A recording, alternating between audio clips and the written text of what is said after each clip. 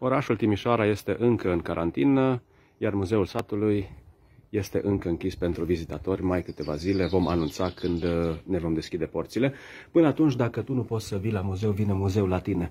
Știți ce am vrut să vă arăt astăzi? Azi dimineață, când am pornit, era puțin rece, am pornit de vreme și mi-am pus climă în mașină, mi-am pus căldură. Și am văzut că am climă bizonală. Haideți să vedem cum a făcut țăranul smart pe vremuri clima bizonală. Aici avem un cuptor de gătit, chiar vatră, chiar două.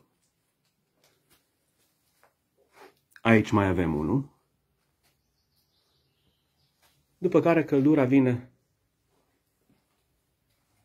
în această sobă mare, în acest living, cum ar veni, living, încălzește soba mare, pentru camera mare,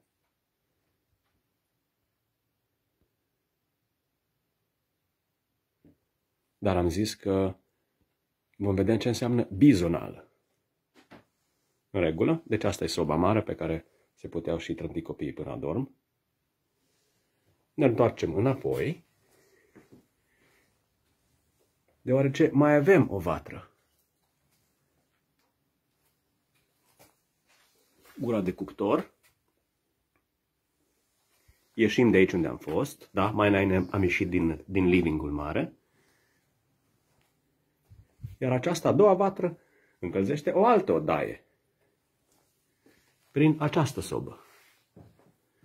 Deci, atât de la sălașul slovac, astăzi ați văzut cum funcționa în conceptul țăranului smart clima bizonală de pe vremuri. Dacă tu nu poți să vii la muzeu, vine muzeul la tine. Să ne revedem sănătoși!